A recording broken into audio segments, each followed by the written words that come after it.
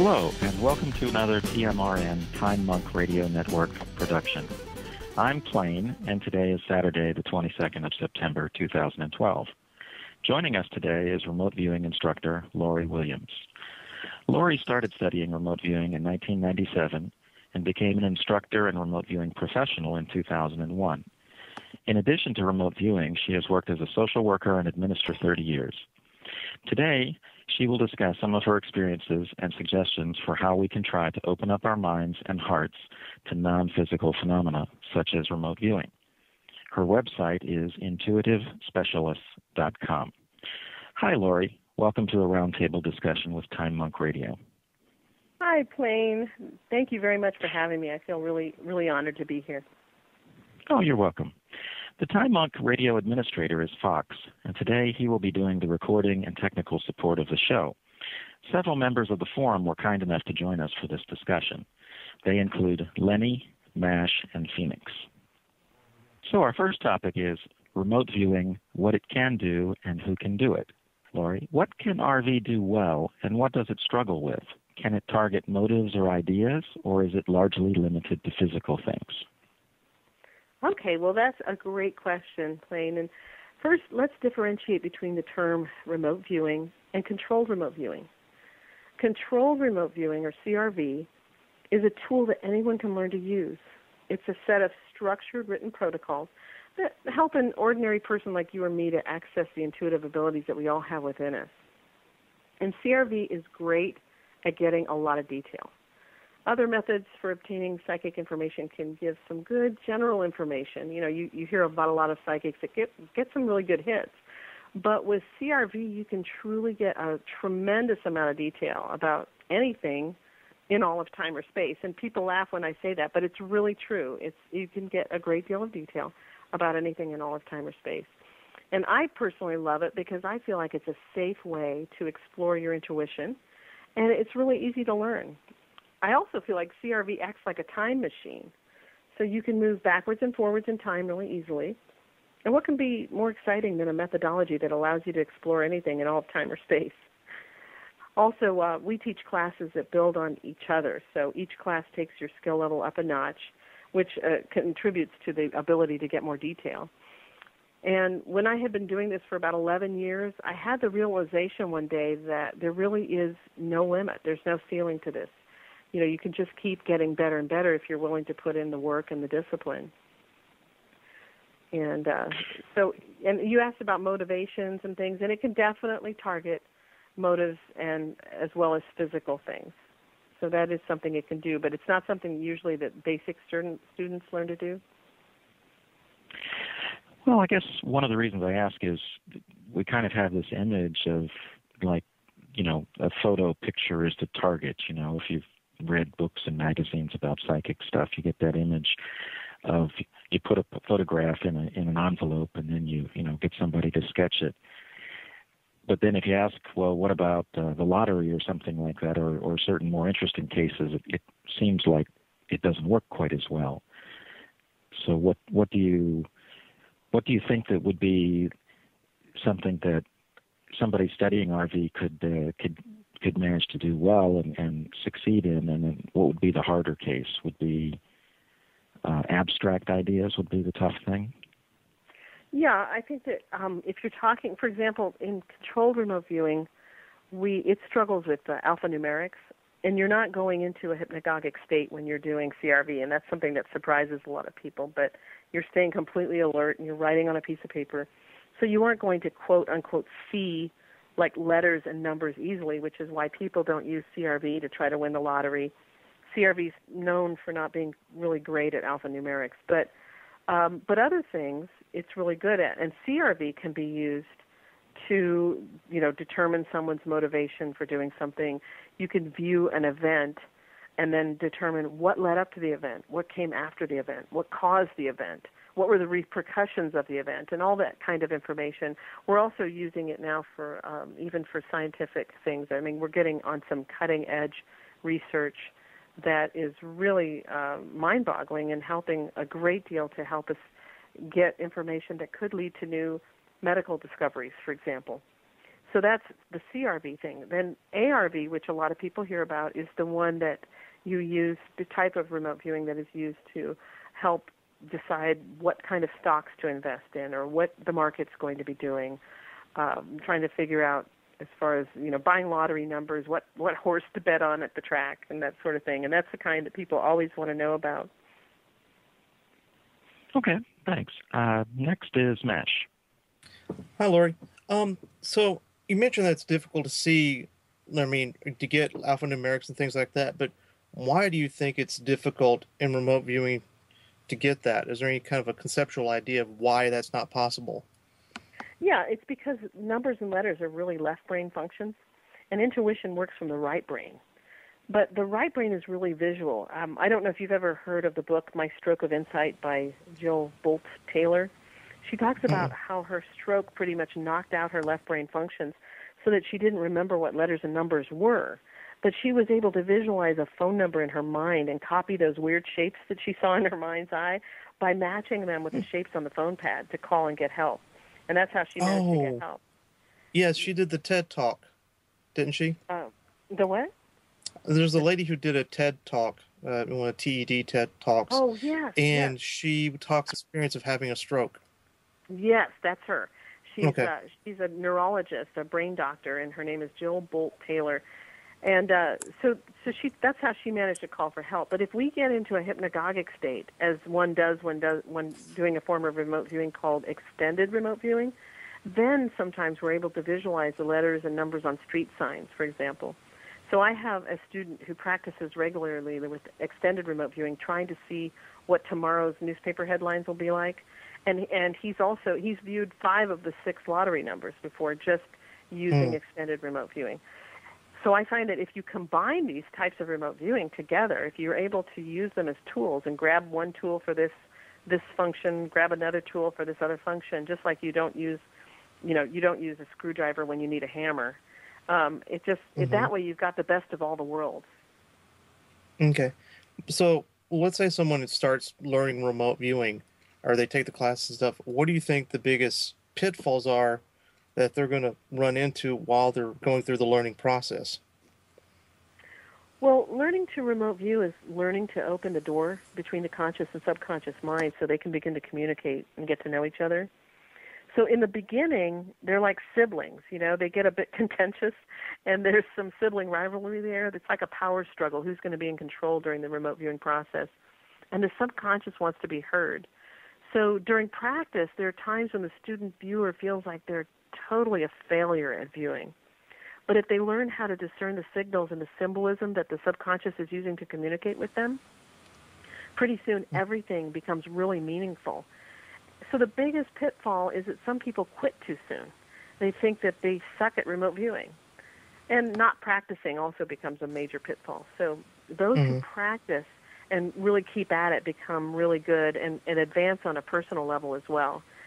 So I'd say the biggest pitfall, in my opinion, is simply not understanding the learning process and giving up too soon. So it's just that going that learning plateau where you get to a certain point, you get over the beginner's luck, and then you start failing.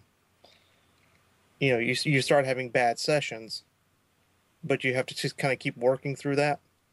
Exactly, because most people go into regular periods of slumps, but it looks almost like a stair step. If you were to draw a graph of what most people's viewing scores end up like, it looks like there's a sharp upward curve, and then a straight plateau, maybe even going down a little bit, and then another upward curve that takes you up to another plateau, but that plateau is higher than the other plateau you had hit. And each plateau is another level up. And if you keep pushing through that slump, what happens is you are working something out on a subconscious level that you're not aware of, that the subconscious and conscious minds are really working out. It's like by pushing through, you're throwing the 2 siblings into a room and saying, you 2 aren't coming out till you can get along. As the mother of 7 children, Yeah. I can relate everything to parenting. But anyway, so you're forcing the conscious and subconscious minds to become friends, and when that happens, then your viewing is just, there's just no limit. You really burst out. So everything that people are looking for by starting to study CRV, they can gain if they're just willing to not give up too soon. Okay. So, what do you think the difference is between a well-trained remote viewer, a natural psychic, and then a natural psychic that learns how to do controlled remote viewing? That's a really good question. Okay, well, let's start first with a natural psychic. A natural psychic is born with a gift and gets information, often coming to them unbidden. And for many natural psychics, they feel as though the tail's wagging the dog and they have no control over their ability. But those who've learned to use it and even work professionally as psychics often do great, but they don't get a tremendous amount of detail. They're often unable to document what they get or database their information. And so, like, if the police need something, are they going to go to Madame Minerva in the gypsy tent? If they don't have any data as to what she's good at. So, since they can't database their information, we don't really have a track record. And from my experience training natural psychics in CRV, they tell me that they've benefited tremendously from the training because they've learned that they don't have to be in a meditative state to get information. They get less tired when doing CRV as opposed to straight psychic work. They're getting better detail, and they've learned to report what they get in a written format that can be used in a greater variety of professional applications like police work, corporate work, archaeology, medicine, and that sort of thing, But you asked also about, like, the ordinary person off the street who doesn't feel particularly gifted at psychic stuff and just wants to learn CRV.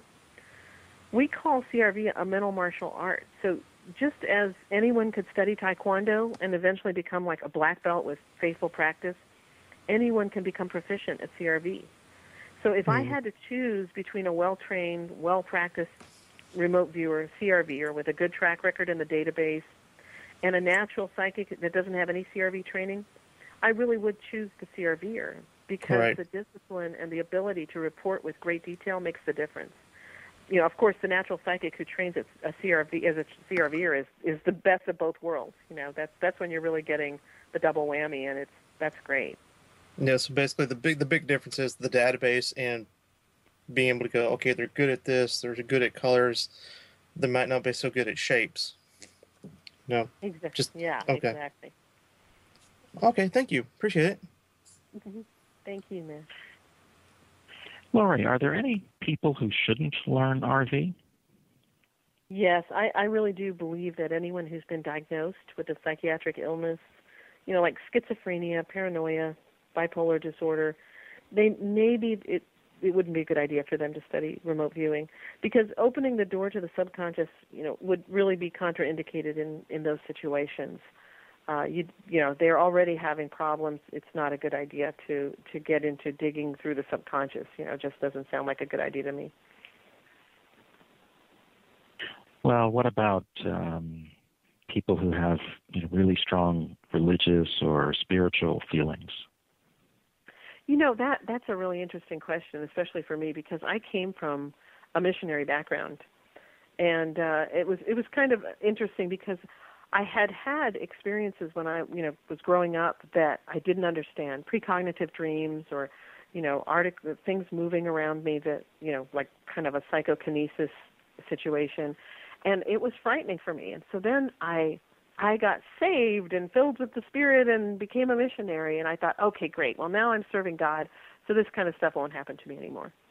Well, that was completely erroneous. I mean, everything continued happening, and even more, And so, and I had the missionaries telling me, well, you got to watch out for that stuff. You can get demon-possessed and that sort of thing. And so I had all that fear coupled with it.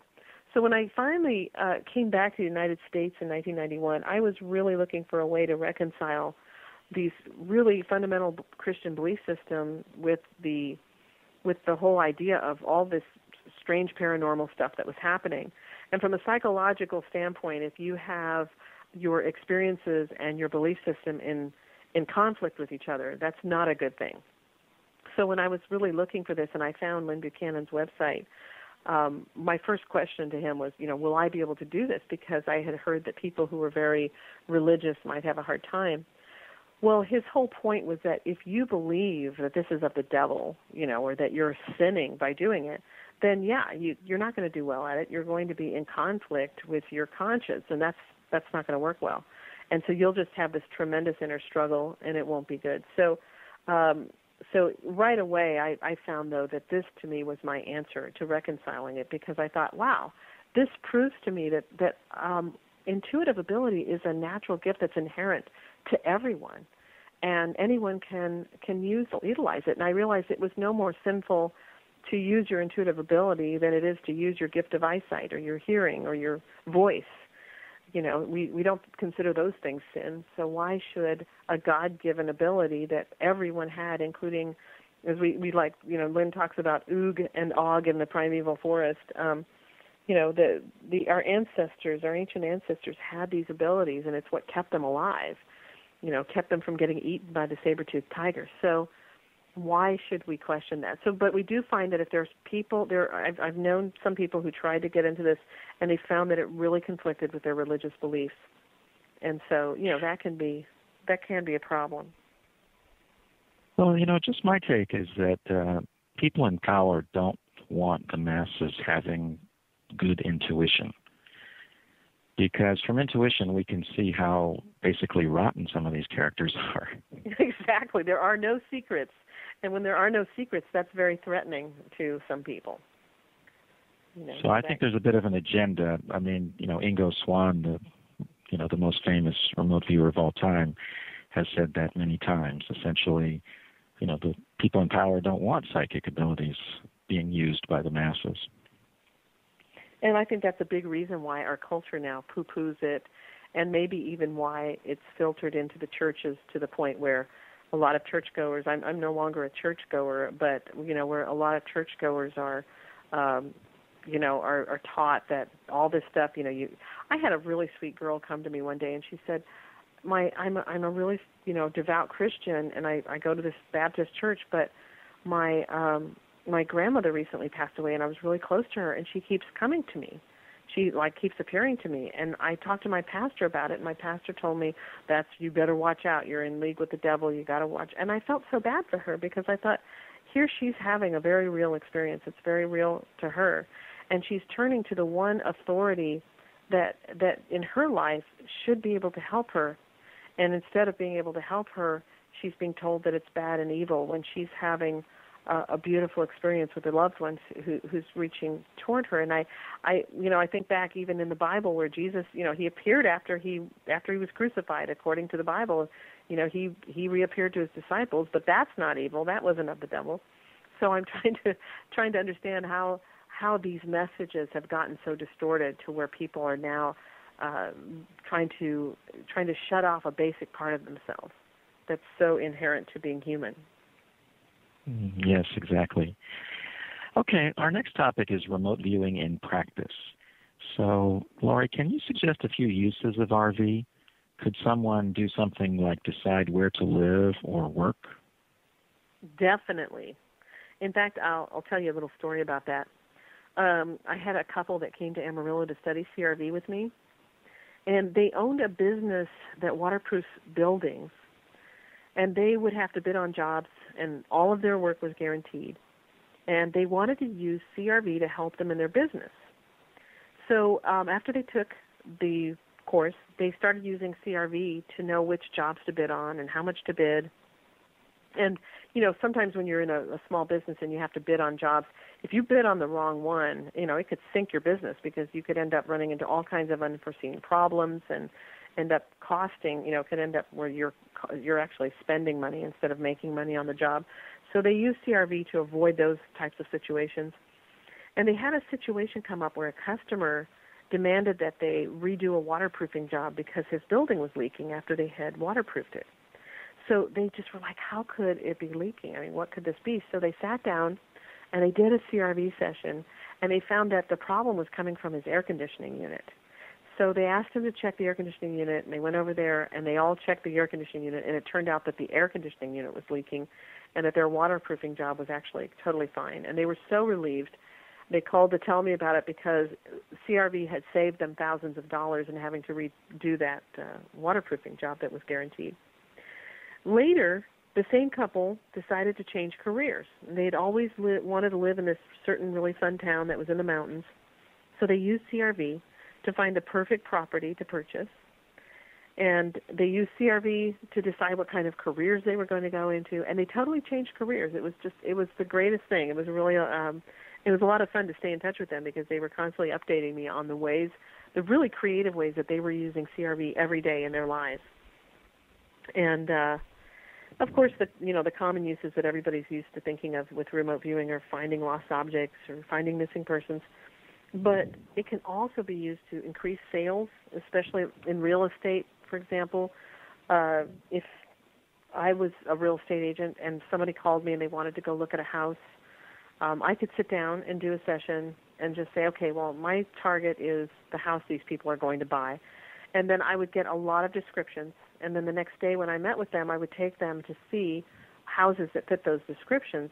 And instead of having to show them 20 houses before they find one that they want to buy, hopefully they would buy the first one or two houses that I show them because it would just so match what they were really on a subconscious level looking for. So that's, it can be used for increasing sales. It can be used for making better choices, planning and decision making.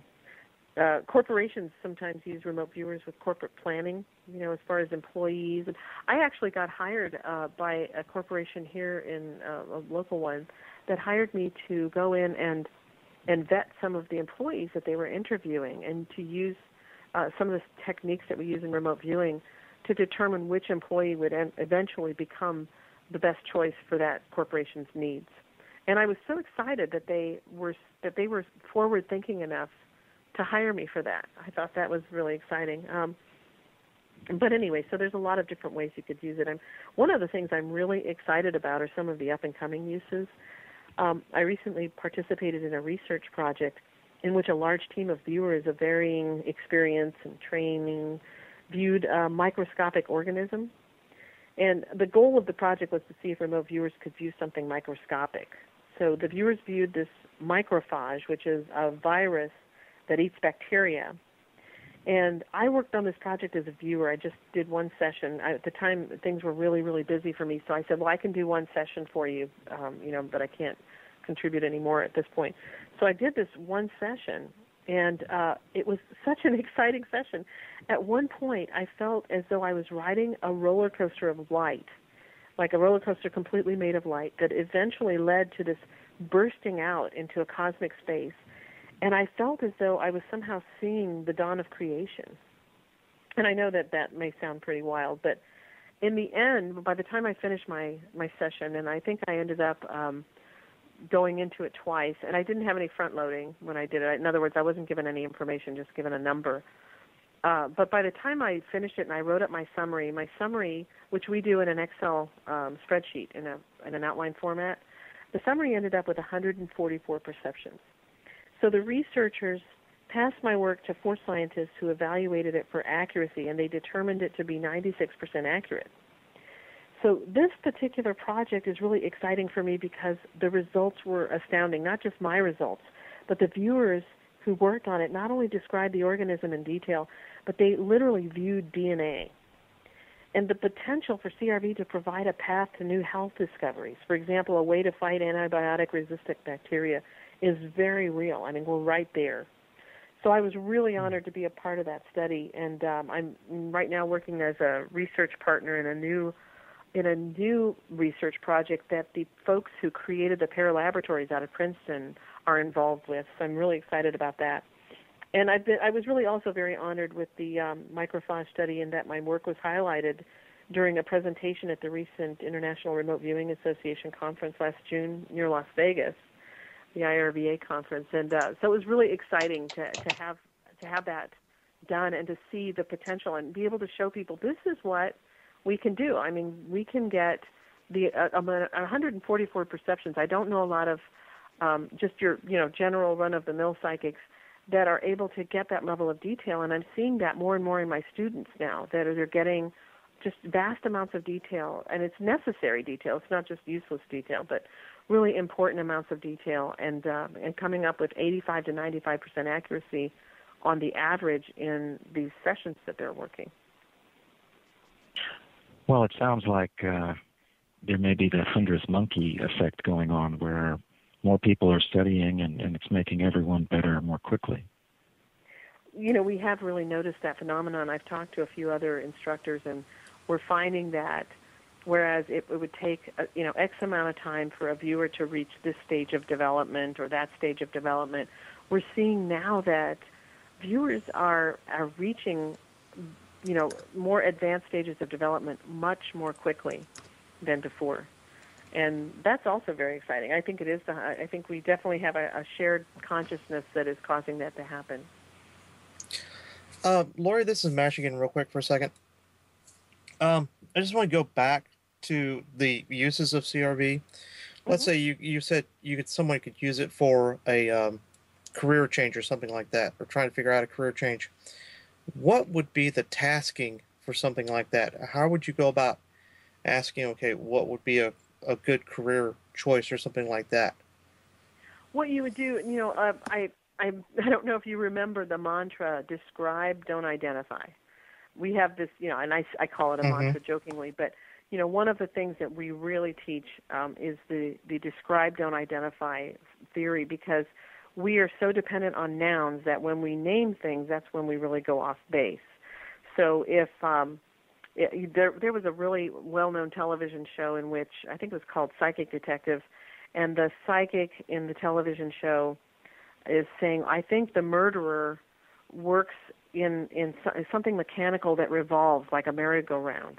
So as soon as she said merry-go-round, she sent the police off on this wild goose chase, and they started looking in all the carnivals for the murderer. Well, it turned out that the murderer drove a cement truck, which is also something mechanical that revolves. And so as soon as you get into using nouns, like if there's a missing child and I'm a remote viewer and I say, oh, the missing child is under a bridge, then, the police might be like, well, thanks a lot, lady. There's only 50 bridges in this city. So, it's the ability to describe something in detail that's going to give you the answers you need. So if you're looking for what would be the best optimal career for me, you're going to put that question down and say the target is the best optimal career for me, describe the target. And then you're going to just write down whatever descriptions come to you. And in the CRV structure, of course, you're going to be writing certain types of parts of speech on one side of the page and another part on the other. You're going to be setting aside those nouns.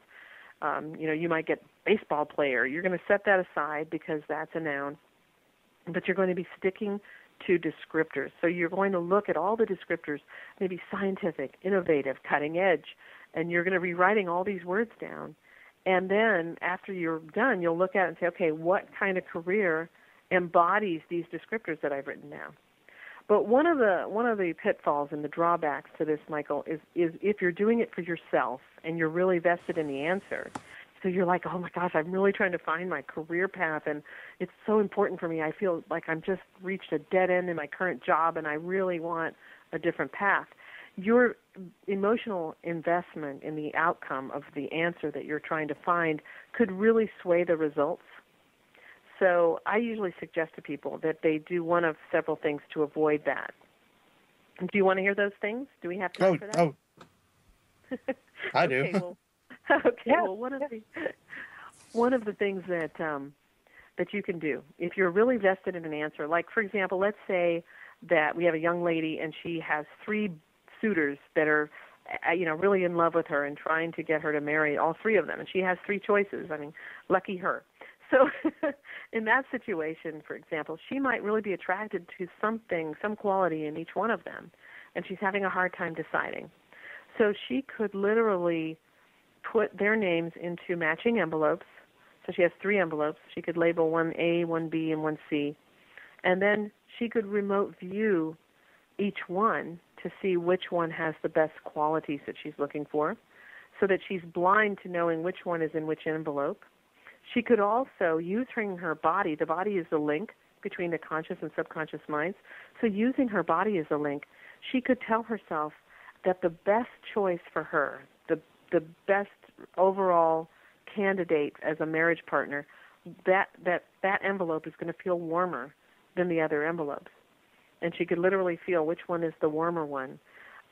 We did a little game like this when I was presenting at the IRVA conference last year, in which I passed out a test to all the audience members. It was a multiple choice test.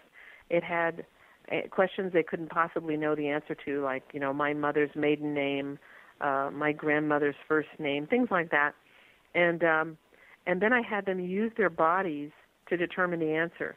Tell yourself that the correct answer to the first question is going to feel warmer than the other answers. Tell yourself that the answer to the second question is you're going to hear a ding when your hand passes over the correct answer. And tell yourself on the third one that you'll taste strawberries or you'll smell cigarette smoke, or, as long as you're using one of your senses, you can use any sense to come up with answers, the correct answers. And so when it comes to this career choice that you were asking about, Mesh, the thing you would do then is want to blind yourself to the target by hiding it in matching envelopes. And I also suggest a lot of times to students that they mix that question up with a bunch of practice targets in matching envelopes so that they don't even know, am I viewing a possible career choice or am I viewing a practice target that I've got in an envelope that maybe is a picture cut out from a magazine. And that way they can kind of eliminate the emotional involvement with the answer, the emotional investment in the answer. But if all else fails, what I usually suggest is make friends with a lot of remote viewers that you know are good, and agree to trade with them so that when they have a question that they're really emotionally invested in, you can view that for them. And when you have a question you're really emotionally invested in, they can do a viewing for you. We've done this a lot throughout the years that I've been involved in this. And one time we did have a guy who he was between jobs. He had been applying at different places, and he was down in Mexico, and he was asking if everyone would do a session. A group of us would do a session for him to see which would be the best job. And with so one of us acted as the project manager, so the other ones would not know that was the question, and they were all blind to it. And then after they did the viewings, several of them had mentioned an Asian man, and only one of the places he had applied was a Japanese company. And so the outcome of those sessions were that he realized that the Japanese company was the company he should end up going with. So he took a job with them, and he did great. And so a lot of times having someone else view for you can be a great way to have you get an answer when you're too emotionally invested in the answer. Okay, so basically you just kind of separating yourself by time, put the question in an envelope and then wait a few days, or mix it up with other things before you do it. Also. Yeah, that's a good way to do it. Yeah. Okay. That's it. As long as you're blind to it, then hopefully you're not going to, it's still going to be a little bit difficult, but it won't be as hard as it was. Okay, thank you. Hi, Lori. It's Phoenix here. I've got a question about relating to medicine again. Can you describe what remote healing is and how it relates to other spiritual healing arts such as Reiki? Sure, yeah. The general term remote healing is, of course, healing at a distance, and there are many ways to do that. And the way that I'm most familiar with and that I teach is called CRV medical applications. And, in fact, I just finished teaching that course a couple hours ago. So this course takes knowledge gained in the basic and intermediate CRV courses and teaches the viewer to conduct what we like to refer to as remote persuasion to help the person heal him or herself. And this course is very thorough, and it uses several methods to access the person needing healing. And one of the ways we do this is with an analogy that we call the building analogy. And using this analogy protects the viewer to some extent from taking on the illnesses of those they're working with. So this technique is completely remote. The viewer's working with paper and pen, but still getting into a semi-hypnagogic state, like a light meditative state, and using imagination and creativity. And the viewer that uses CRV medical application actually creates a conversation on a subconscious to subconscious level. And so that's a great way to protect the viewer, because I hear a lot of stories from people who are energy workers about taking on the person's illness and how sometimes they have a hard time shielding themselves from that. And using this method really protects the viewer, I think, more strongly than some of the other energy work that I've heard of. I also think that with CRV medical applications, you tend to get a lot more involved with the process than you do in some of the other healing arts like Reiki.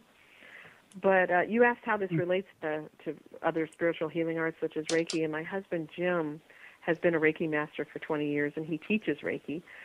And we hold a free Reiki night once a week at our office. We became licensed massage therapists for that reason, so that we could do that, because in Texas, you can't put your hands on someone unless you're licensed. I mean, or if you can, but you can get in trouble doing that. So one difference is that we work directly with people who are physically present when you're doing Reiki. So it isn't remote healing, although we have done some remote Reiki sessions with good results. But I feel that the common ground between Reiki and other healing arts and remote viewing is that everything works through the subconscious. So when I work on someone in a Reiki session, I frequently have images pop up in my mind, and my work in CRV has taught me to look at the symbolism of those images rather than taking them verbatim. So the images have frequently proven to be keys to healing. One man we worked on came in with really severe lower back pain, and while we were working on him, I saw a house by a lake in my mind's eye. It just sort of popped in there, and I asked him, "Hey, what's with the house by the lake?" Of course, when you do that, you're risking him saying, "I don't know what you're talking about. You're crazy." But but I've learned to trust those things. So I said, "Hey, what's with the house by the lake? Does that mean anything to you?" And he exchanged a glance with his wife, and then he said, "Well, we lived in this lake house for years, and I really loved it. And my wife convinced me to sell it so we can move into the city and promote our business." And the bottom line was that he really resented the move, and he felt a lot of grief over that loss. So guess where he was holding these emotions? He was stuffing them all into his lower back. So we worked on clearing that energy, and that was 2 years ago, and he hasn't had a backache since. But that's direct, energy work. That's not remote healing. And so with the CRV medical applications, you can work on anyone, anywhere, in all of time or space, and you can do it in such a way that you can protect yourself as the healer. And in reality, we say we're not really healing anyone. We're persuading them to heal themselves, and we're doing it remotely. Okay, well, that's fascinating to me, because what I do for a living is in pharmacy, and I'm surrounded by sick people all day, and I would say a large percentage of them can't really be helped by the medicines. So is it necessary to have a physical distance? In other words, when you say remote healing, how remote? Yeah, of course, if you're going to use Reiki, I prefer doing it right hands-on with no remote. In other words, right there physically present. But when if I can't be with someone and work with them, then I would, the best answer is the CRV medical applications, which is a great way that you could be as remote as you need to be. They could be on Mars, and you could work on them. That's how remote it could be. Okay, so it's not necessarily that you have to be remote. Could come in handy for your own physical safety.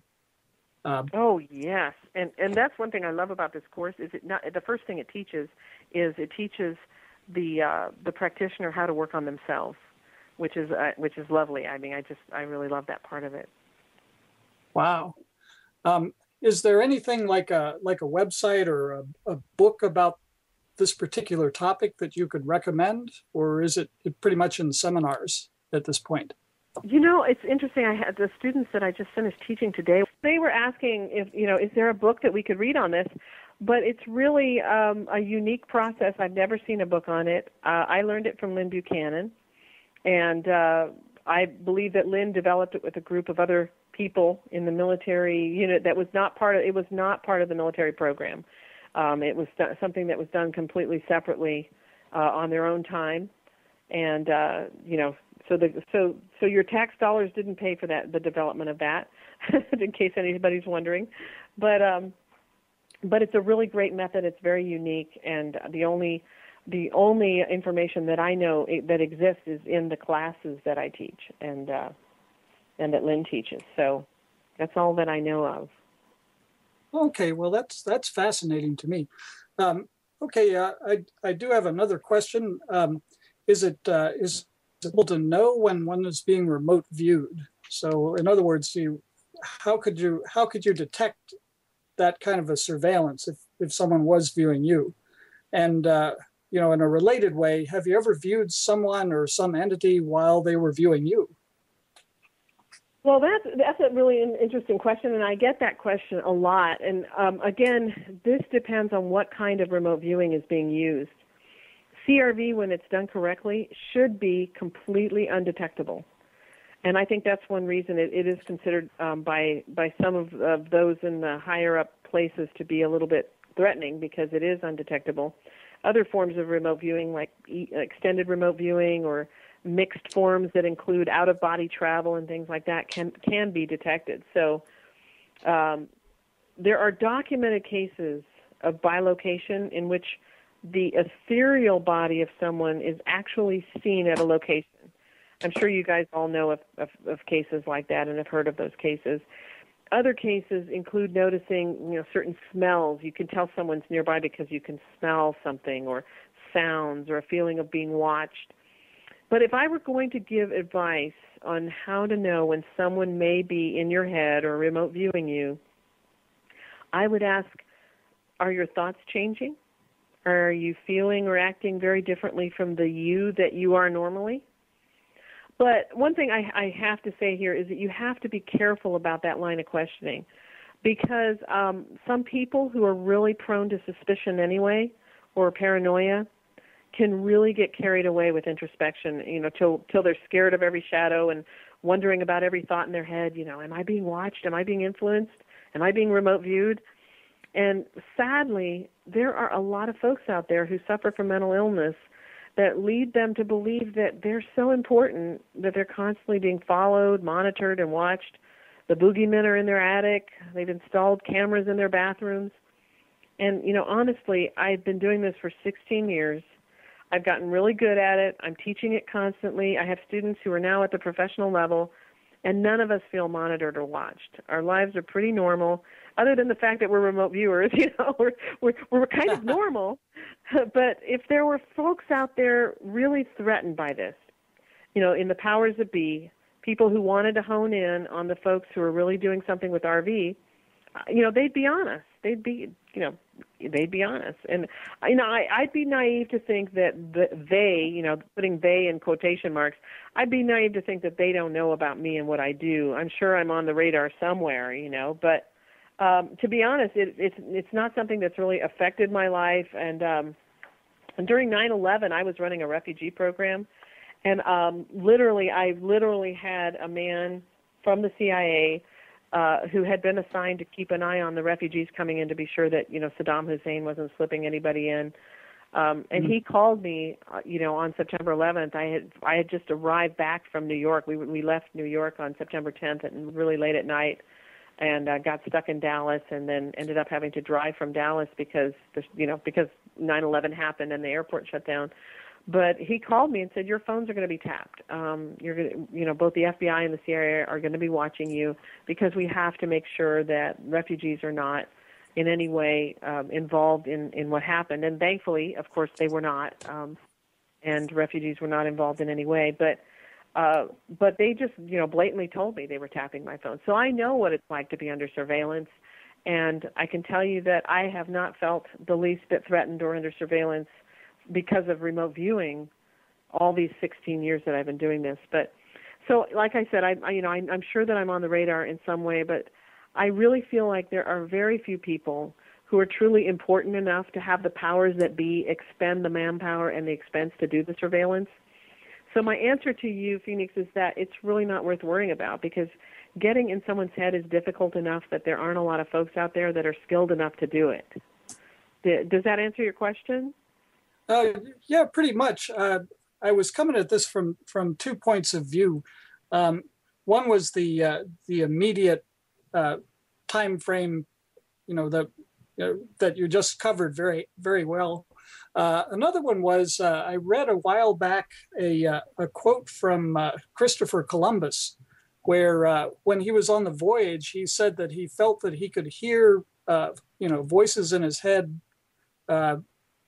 from the future that were telling him that he was doing something very important. So in other words, you've got a person of historical significance who maybe didn't really realize that at the time. Nobody realized how significant the voyage of Columbus was.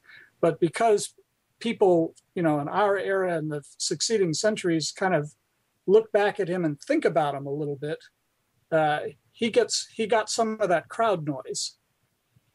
Oh yes, now that is a whole different thing. I'm sorry. I thought I was thinking of it more from the perspective of the big boogeymen in governmental offices trying to track down remote viewers and sabotage them or something. But yeah, from that perspective, definitely. Oh my goodness, I could spend the whole evening talking about that. And I have had that happen as well. I've had waves, and in talking with Lynn Buchanan, he's also mentioned where he's had a feeling while he was teaching. He asked me one day, he said, "Do you ever get the feeling while you're teaching that that's like something's going on, or maybe there's noises or there's things going on?" And I said, "Yeah, definitely. There's frequently, and a lot of my students will attest to this. There are frequently times when I'm teaching where the room becomes really cold, and it doesn't matter if it's summer or winter. It doesn't matter whether I'm teaching in my house or in my office. Suddenly, the room will become icily cold. And with Lynn, he would hear, kind of in the background, almost imperceptible, where it was almost like there was a conversation going on in the background. So, what we deduced that, or the assumption that we've made, is that perhaps these might be, as Christopher Columbus mentioned, voices from the future that are actually kind of, wow, this is really neat. Look back when they were teaching this, Look back when the dawn of consciousness was really busting through the paradigms and creating a whole new world through the expansion of consciousness. And so every now and then I am really hit very strongly with a sense of destiny, that I was meant to do this. I was meant to teach this. It's my destiny, and it's really important. I know sometimes that sounds a little cuckoo, say, "Oh, it's my destiny," and I don't mean it to sound like that. I really try to stay pretty down to earth, but I do every now and then have a strong sense of destiny, that this is a very important thing for the evolution of man, to take this next step forward and expand our consciousness beyond that which we can just simply physically see and touch. Fascinating. Now, have you ever done a two-way remote viewing, though, where you're remote viewing someone else and they're also remote viewing you? Well, yes and no. I haven't felt viewed as such, but I have had some experiences where I felt that I was being communicated with by a being or beings while I was in session. So there was a consciousness that was aware of my presence, and this consciousness used the opportunity to communicate a message. And this has actually happened several times to me. It kind of pushed the boundaries of my belief system at the time. But thankfully, the messages are always very intelligent and are based in love and knowledge and concern for the planet and things like that. And so it's always been a really great experience, and one that I can't even really explain. When it happened to me the very first time, I called a dear friend of mine, Mel Riley. Some of you may have heard of Mel Riley. He was the very first remote viewer in the unit once it was established. Most people hear about Joe McMonagle having the number 001, but the three-digit numbers actually weren't introduced into the unit till much after the unit was established. That was an afterthought many years later. And so in the beginning, the very first viewer in the unit was Mel Riley. And so they let the men choose their own numbers, and Joe chose 001. Mel chose a different number. But anyway, Mel and I are really good friends, and one of the things that kind of bonded us as in our friendship was that we discovered we had both worked on the same target once. It was a project that we were working on, and we had both had a very unique experience of being communicated with by a consciousness or a conscious entity of some sort, and the message was the same, the experience was exactly the same, and when we compared notes, we both realized something really, really special had happened, and it kind of gave us a bond and friendship that is still very strong to this day, and he felt that it was something that it was really in truth that we were being communicated with, And so I thought that was very exciting. Wow. Okay, well, thanks a lot. It's Smash again. A while ago you mentioned bilocation, and what is bilocation, and how do you explain that to the audience? Or have you ever had an experience with it? Yeah, I've been remote viewing now for 16 years, and I've had many bilocation experiences. Okay, for the audience, a bilocation experience is when you experience a feeling that you are actually present at another location while you're doing a remote viewing session, in your living room, for example. So to explain this a little bit better, I need to share how the process works. Initially, during a remote viewing session, you're allowing your conscious mind to interview the subconscious mind. The subconscious communicates through the body. So you may see a flash of red, or hear a bird chirp sound, or smell bacon frying, or taste strawberries, or feel a rough texture, for example. And when I say that you're seeing these things or feeling these things, it's as if, like right now, if I said to you, can you think of what a lemon looks like? Okay, so Mash, you can think of what a lemon looks like, right? Right. Mm-hmm. And you can think about what a lemon smells like. Mm-hmm. And you can think about what a lemon tastes like. Right, and your lips pucker up. Exactly, and you could even imagine putting the lemon to your lips and feeling the outer skin of the lemon on your lips and what that texture would be like. And so you're kind of pulling up memories of doing those things and tasting those things in the past. So you're not actually holding a lemon right now, and you're not actually doing those things, but you're experiencing them in a level of your mind. And probably if you were hooked up to something right now that could show what your brain was doing, your memory portion of your brain would be lighting up, showing that you're using memory to access these sensories. So you have a whole set of sensories in your mind that are activating when you're remote viewing. So as you get these sensories, each perception is written down, and you're actually building a sort of virtual reality around yourself. As you get what we refer to as good sight contact, you go from getting sensory and dimensional words to actually relating spatially to the sight. So in other words, you go from saying red, brown, small, round, etc., to saying, wow, this is a lot taller than me. So suddenly, you're part of the target. You're relating to it spatially. Then at some point, you sort of forget everything around you in your reality. So if I'm sitting in my study, for example, the study is forgotten while I'm mentally immersed in what I'm viewing. And for a brief moment, I feel as though I am really at the target.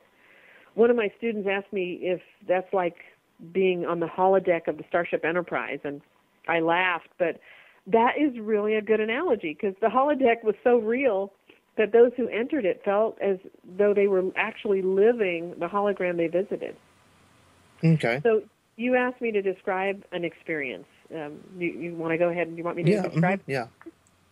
Well, I was once working on a session for a woman whose mother had died. And the question that the woman had, and I was blind to the question, but the question was whether the mother had been murdered or had died of natural causes. So there was a moment in the session where I was suddenly sitting in a bar, and I could feel the cool, smooth surface of the bar under my hands, and off to the right, in the darkness, I could see neon beer signs. I could hear clinking of glasses. But the worst thing of all was the cigarette smoke. It almost made me gag, and I had this really strong urge to run out of the room I was sitting in doing the session, because I really hate the smell of cigarette smoke. And there was a woman sitting next to me at the bar, and she was drinking and smoking really heavily, and I could tell from her appearance that she had lived life pretty hard. And she very matter-of-factly told me that she smoked and drank herself to death. She just kind of just let me know. It was almost like, and so that's how I knew what the question was, because she answered it. She told me it was her life choices that had gotten her. And then when I shared that with the daughter, who was our customer, she said that was the same thing the doctor had told her. So it confirmed, the doctor's prognosis or diagnosis of what had killed her. Okay, so for example, I did a session once where I felt like I was inside of a washing machine being spun around, and it was so bad I actually had to stop the session because I was about to be sick. And then I looked at the feedback, and it turns out the target was a thunderstorm. So would that be considered like a bilocation experience? I would call that getting physically affected by the target. Mm-hmm. Because your body is the link, so I would say that that wasn't really a bilocation experience. That was more of a physical reaction to the target and a really strong aesthetic impact. Okay. The aesthetic impact is where you suddenly feel like you're at the target. But the bilocation experiences that I've had have been so vivid that, I mean, literally you would have been up in the thunderstorm, you would have seen the clouds, felt the rain, that's the bilocation. Is all of your senses are drawn into it, and you are there. You're there in every sense of the word.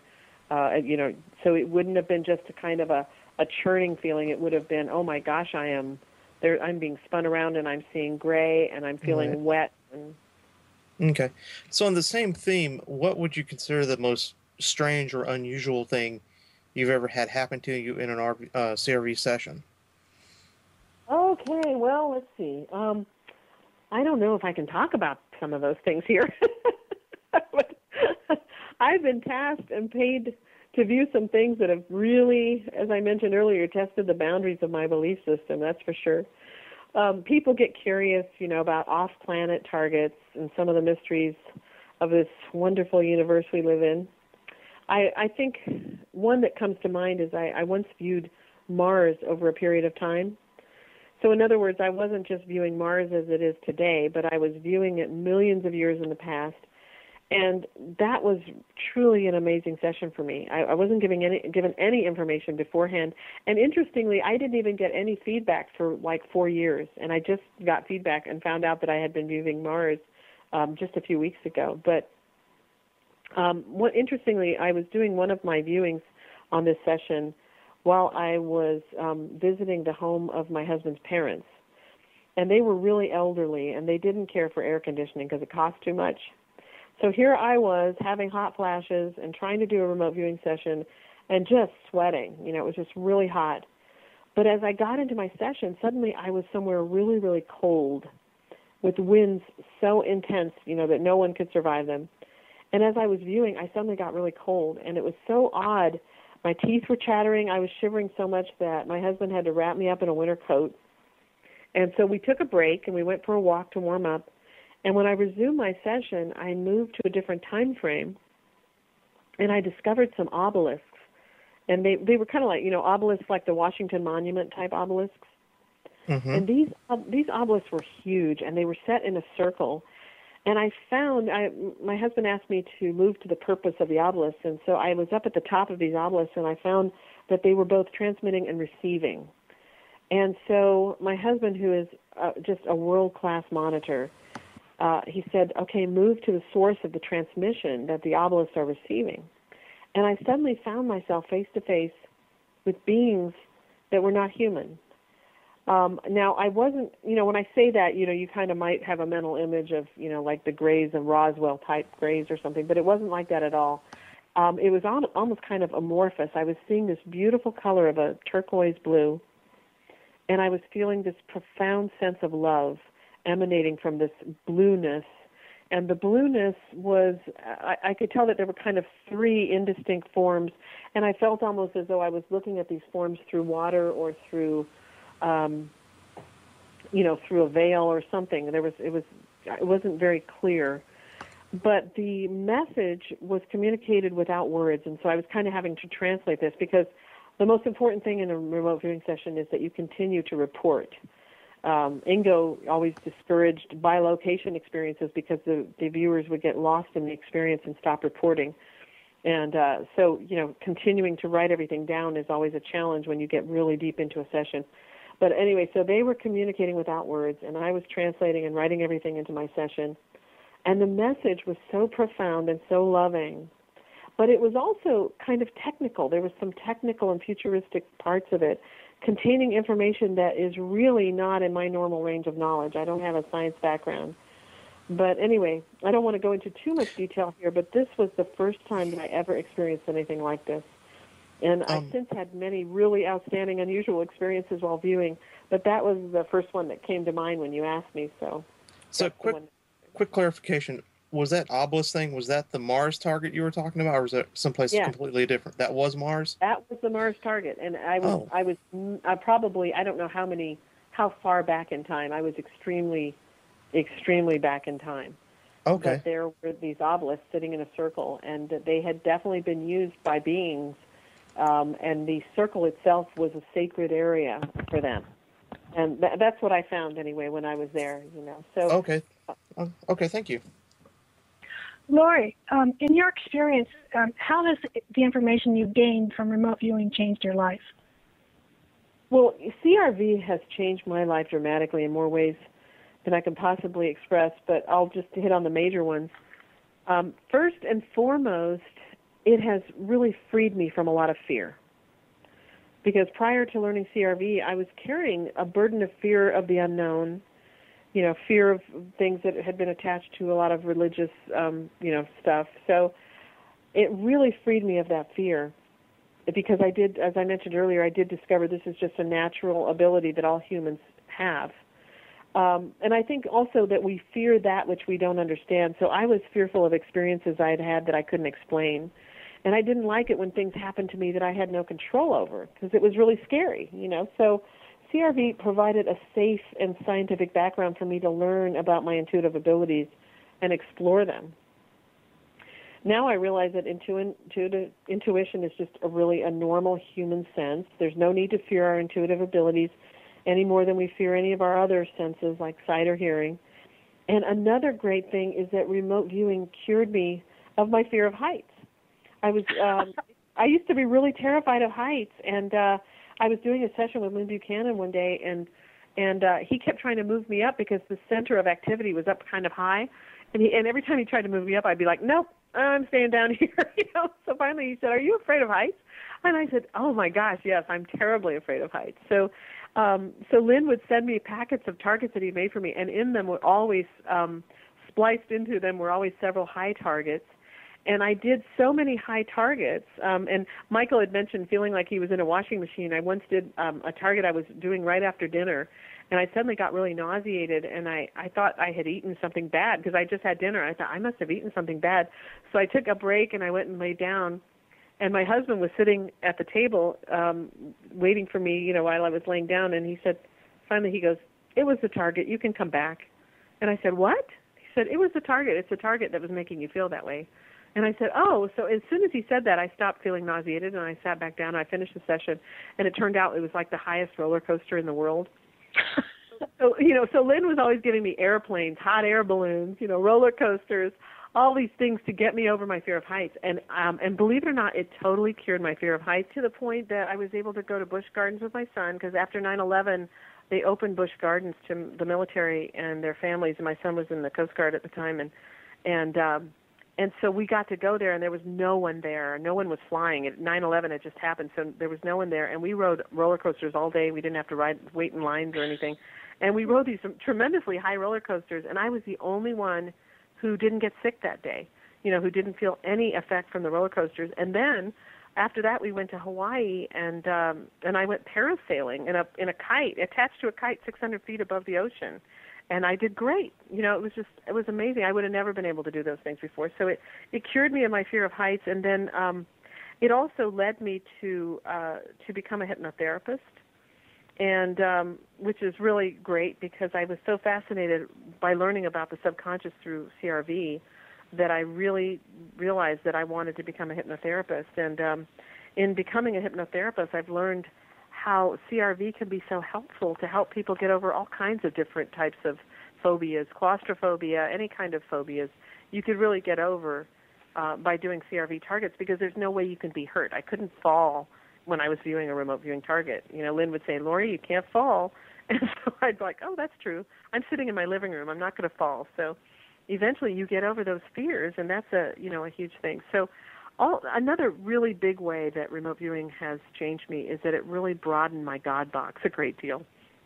As I said, I used to be a missionary, but around the time I discovered remote viewing, I had just gotten a job running a refugee resettlement program. And so working with refugees from all over the world, from a lot of different religions, contributed to my God box expanding. But CRV also made me realize that there is so much more to reality than I ever imagined, and so that really helped to expand my God box. It made me a lot more tolerant and accepting and loving, and I don't know, it's just been a tremendously enriching experience for me.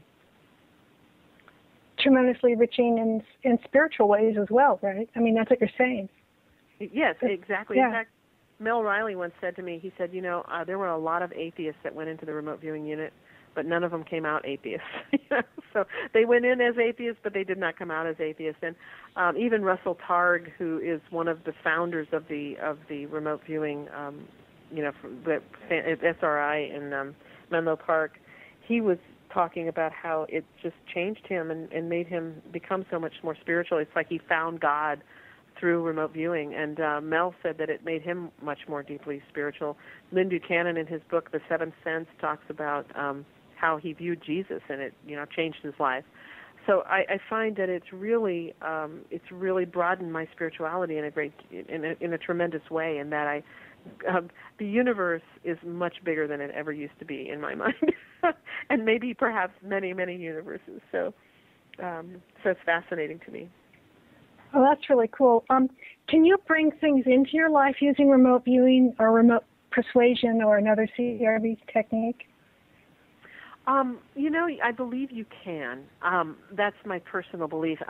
In a way, what you're talking about is manifestation, and I have been incredibly blessed. And my husband says I'm scary. He says you're kind of scary, but what he means is, many times when I've suddenly felt an urge to either have something for a certain purpose or go somewhere for a certain purpose, especially if it's a beneficial purpose, not just for us but for others, suddenly that circumstance has just suddenly appeared.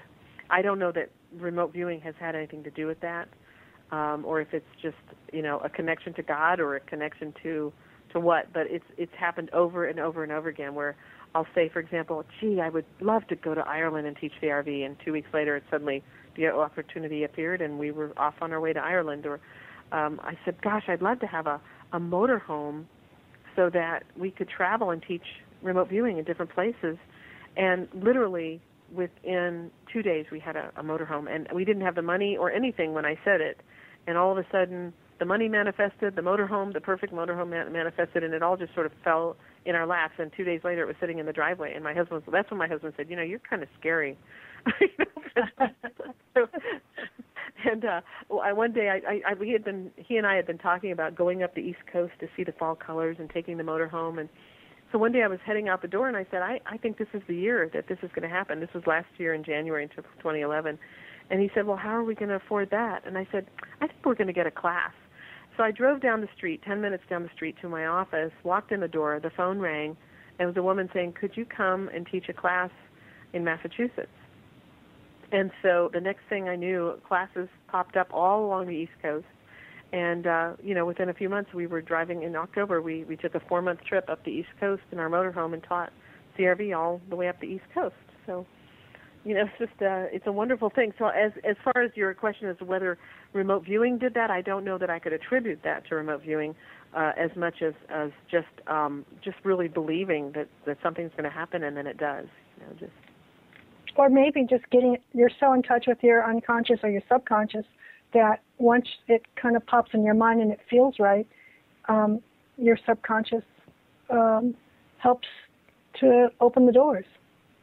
That might be, and that might also tie in to the whole issue of time and how remote viewing and how time works. And am I manifesting things because I want them to happen, or am I kind of in some way jumping forward and seeing that they're going to happen, and then the desire comes? Which came first, the chicken or the egg? Well, thank you very much. Well, Lori, it sounds like maybe you should teach manifestation. That would be great. Maybe I'll try to figure out a class for that. I think I want to sign up for that. So we've been speaking with Lori Williams. You can learn more about her and remote viewing at her website, intuitivespecialist.com. Our next topic is time and remote viewing. Laura, you said in an interview that time is really fascinating in RV. And many say that RV works much better for past and present events than future ones. Have you got any thoughts on this? Oh, yes, I really do love to talk about time. Time is so mysterious, and the very nature of it is so elusive. In associative remote viewing, or ARV, for example, we use what we call time loops to predict stock movements or lottery numbers or who will win the football game. And it's the deliberate use of time loops that allow our ARV to work. But I agree that RV works much better for past and present events than for future ones. And although I've had a lot of precognitive experiences throughout my life where I saw events even as much as 2 years before they occurred, I still feel that there are many things about the future that are not set. I'm not sure if your audience has ever heard the analogy of the rock on the pond of time, but I feel like I need to share it here really quickly because it does illustrate how time kind of works. If you were a frog on the rock on a pond, in a lily pad on a pond, and across the pond you saw a big rock with a bug on it, and he looked like he would make a juicy dinner, so you leap off the lily pad and you start swimming toward the rock, and the ripples that you create just as you're swimming toward it scare the bug away, and he flies off. So by the time you reach the rock, the bug is gone, but the rock is still there. So we consider things like 9/11, for example. Maybe that was a rock in the pond of time that could not be avoided, but maybe the guy who woke up that morning and said, gee, I think I won't go to work at the Twin Towers today, was the bug that got away. So time can be, kind of a curious thing that, I think it's a pretty extensive question, actually. Well, have you had any personal experience with it where you feel yes. You were either the frog or the bug or the rock? Well, I had an interesting experience where I used to always take the same walk all the time around my neighborhood, and I had this 3-mile trek that I would do throughout my neighborhood, and one day as I was coming up to the top of a hill, I was about halfway through the 3 miles, and I suddenly had this sense that something altered, something changed, and I looked around trying to figure out what was different, and I suddenly realized that the house on the corner was gone. There had been a big 2-story structure on this corner that was pretty new, and all of a sudden it wasn't there anymore. And I thought, what happened to it? And in its place was this old, shabby, little 1-story green house. And obviously that old, shabby house had been there for a long time. So I was really feeling confused. And I, thinking, God, what's happening? I really had a very odd sense of what was going on. And suddenly I heard, hey, Mom. And I looked, and here was my son jogging up the hill to go for a walk with me. And I was so relieved to see him. And I said, I'm so glad to see you. What happened to the big, beautiful 2-story white house on this corner? He said, Mom, there's never been a 2-story house on this corner. It's always been that little green one. And I was like, but I remember it. I walk by it every day. I know I take this walk every day. I've been doing it for years. That big white house has always been there. He said, no, Mom, it's never been there. It's always been this 1-story greenhouse. So I'm thinking at this point that maybe I'm losing my marbles. And so as we continued the walk, I kept looking at different corners, trying to see if maybe I had mixed up the corners or, something had happened. Well, 2 years later, they built that house on that corner. In fact, they attached it to the front of the little shabby greenhouse and built a big white 2-story place attached to the little greenhouse, and they are continuing to expand around this little greenhouse, and I think eventually they'll tear the complete structure down of the little old house. But and so another time I had a situation where we went to Santa Fe, and we spent the day, we camped in the forest, and then we spent the day climbing around on cliff dwellings and things.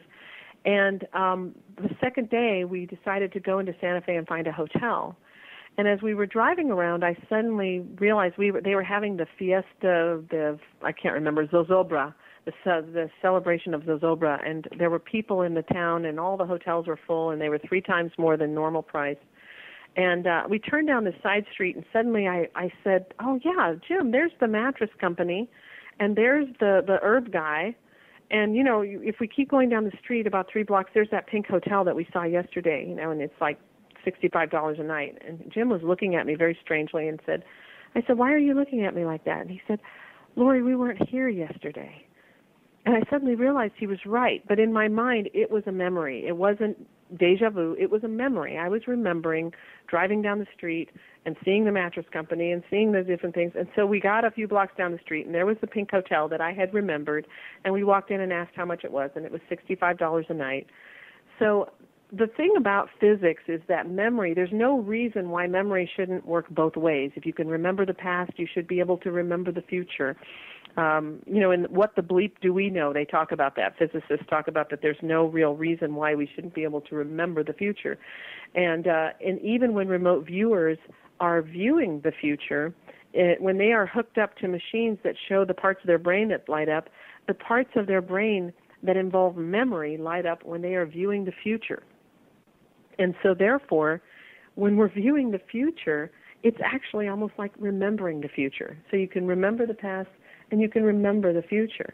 So I've had a lot of situations occur. I could go on for another hour telling you situations that have occurred where I was literally experiencing a remembrance of the future instead of remembering the past.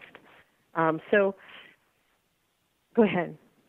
Well, I guess what comes to mind is the Philip K. Dick story, We Can Remember It For You Wholesale, which was later turned into Total Recall.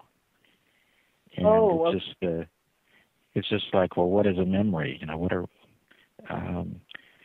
then that particular story goes into all kinds of levels that the movie doesn't, because he was such a complicated writer. But the whole idea of a time slip and what is a memory, and you're talking about time loops, and I think that is a real key part of it, because it's not just ARV, right? I mean, you can send messages to yourself and from the future to the past, right?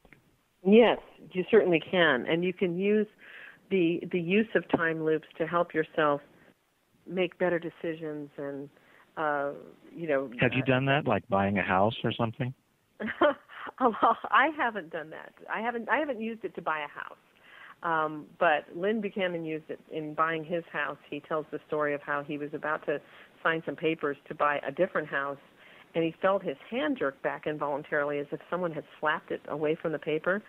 And knowing how things work as well as he did, he said, well, maybe we should wait. So they walked out. They didn't buy that house.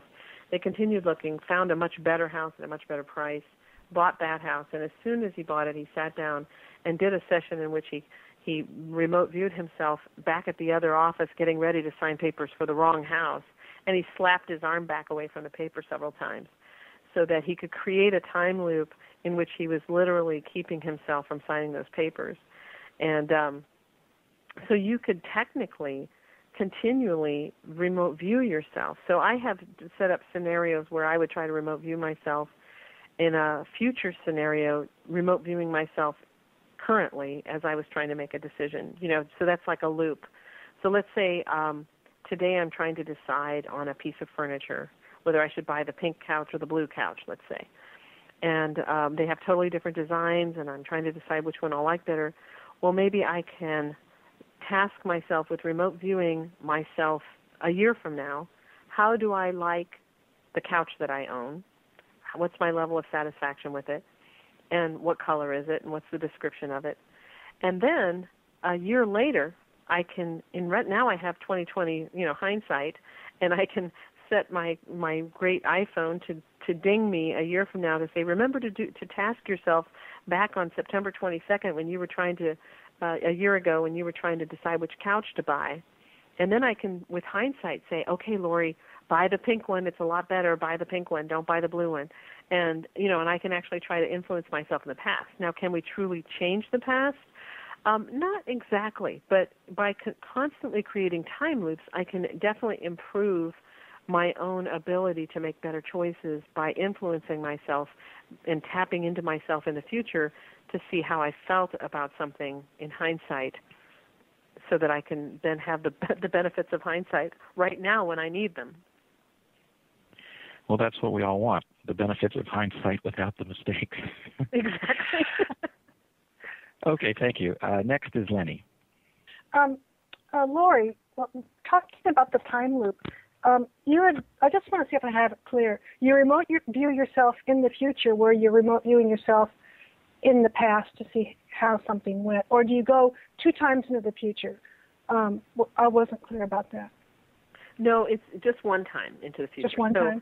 Yeah. So Okay. today is September 22nd or September 28th, 2012, and I'm trying to decide I'm trying to make a choice, and as I'm trying to decide between choice A and choice B, and I'm not sure which choice would be the better choice, then I could sit down and do a session, and I would be my own target, but I'm tasking myself September 28th of 2013 and saying, how do I feel about the choice that I made? Because by 2013, I will have made the choice, and I'll know how I felt about it.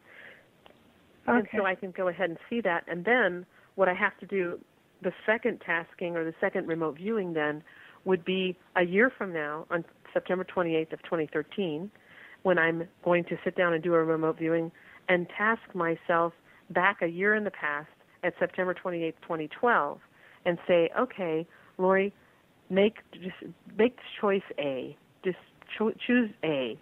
And I'm going to try to influence myself to make that choice, whatever choice I now know to be the better choice. Cool. Okay. And I have a question, and it's from Bushbuild, who asks, do you believe that some things are locked in time? Well, I'm not sure about things being so much locked in time as perhaps being anchored in time for a purpose. I do believe that there is an intelligence to the universe and that certain things are meant to happen for whatever reason. So those things may be anchored in time. So I hope I'm answering his question. I don't know exactly what he means by locked in time, but I think that some things get anchored in time. Okay. Okay. And what are your thoughts about a multi-universes? Well, if you'd asked me that 20 years ago, my answer would have been very different. But I now believe that there may be multiple universes and possibly even multiple dimensions. Because when it comes to the future, for example, how do we know that we are not creating reality as each moment occurs and that there are not multiple futures expanding out in front of us? Like perhaps one certain future path solidifies as we focus on it. Or perhaps there are parallel realities in which various versions of ourselves are living different realities based on our having made different choices along the way. So my concept of God has become so much bigger, and the bigger that God becomes in my perception, the smaller the universe we live in becomes, and the more plausible the idea of multiple universes becomes. I feel like, why should we limit God to only one universe, It's just like... Right. But I also believe that God truly is love, and that love isn't just an emotion, but it's like an actual force, like gravity. And that, so that I think there's a lot out there that we really don't have a clue. And the more I learn, the more I know I don't know, so that's kind of how I feel about it. And those things are hard to prove, but it's something that you might have a deep feeling about. How has remote viewing changed your perception of how time goes by? Well, time is no longer linear as I once conceived of it. And having those experiences that I was telling you about where, where I was remembering the future and that sort of thing, I get the feeling that time is fluid, and it's different depending on your perception. Like everyone talks about how when you're doing something you really love, time just flies by. And when you're doing something you hate, time really drags. And so is time really dragging, or are you just perceiving it to be dragging? But as we move through space in different directions, is my time different from your time? So, for example, astronauts orbiting around the Earth come back, and their watches are no longer synchronized with Earth time. I can't remember whether they're behind or ahead, but it shows that time is affected by space, as Einstein pointed out. So as I drive south to go home and you drive north to go home, we're both moving through time and space, but we're moving in different directions, right? You're going right. north and I'm going south. So if we had synchronized watches that were accurate to a millionth of a second, then upon arriving home, we may discover that our watches are no longer synchronized. My time and your time are different because we were moving through time in different directions. So, that's kind of an interesting interesting thing. And intention seems to play a part of that, at least for me, too. Like my intention of being somewhere at a certain time, or my intention to go to in a certain direction. Let's say we're talking about multi-universes here, going somewhere in a certain way, and my intention might lead me to go one path, quicker or slower, because I have a strong intention. Do you ever feel like that? Well, it's interesting. Again, I feel like that kind of brings us back to the question of which came first, the chicken or the egg, and even in the manifestation question. For example, one night I was supposed to lead my son to a friend's house. He didn't know how to get there, and he was driving his pickup truck and carrying musical equipment for his friend.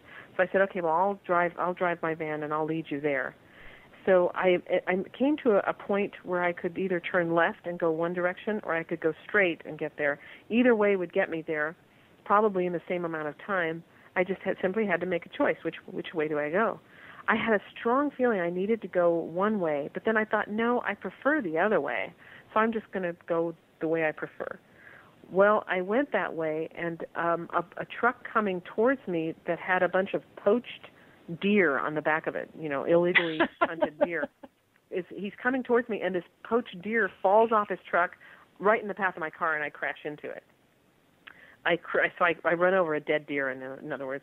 And, I immediately thought, I knew I was supposed to go the other way. Now, what I'm wondering is, do parallel universes split off at that moment of decision? Did another version of me take the other way, and that's why I had the feeling that I could go the other way and eliminate problems? Do you see what I'm saying? So, yeah. So are we constantly living in a series of time loops and parallel universes in which different versions of ourselves are making different choices as we go along? I don't know. But now the experimentation, the Swiss experiments with photons and how particles sometimes collapse into waves, or these different things that you read about now with the experiments they're doing in quantum physics. They can either collapse into a wave or a particle depending on whatever. So it's like, well, right. So how do we know what universe we're branching off into as we make different choices? It's really hard. Thank you very much. Okay, our next topic is remote viewing the future. So what kind of scenarios do you see in the world over the next few years? Have you targeted different things? Well, it's funny. I kind of dislike answering this sort of question simply because I truly believe, well, actually, no, I know for a fact that we live in an ocean of shared consciousness, and that everything I think and say affects everyone else. And, there's so much talk now about December 21st and the Mayan calendar, planetary threats, environmental threats, cosmic threats, killer solar flares, governmental conspiracies to kill off huge parts of the population, et cetera, et cetera. And all of these threats become part of our global consciousness, and they affect us all. And, I'm very empathic, which I used to think was only a word used on Star Trek, but sometimes I'll wake up in the middle of the night. I'll go to bed feeling great. I'll wake up in the middle of the night feeling as though I'm being hit by a wave of fear. But the strange thing is that the fear doesn't feel like it's mine. It feels like it's the fear of millions, all combined, just flowing over the earth, and we can pick up on things like that more easily when we're sleeping. So I really feel like I don't want to contribute to that global fear by laying out doomsday scenarios, even though I know they make for juicy radio shows.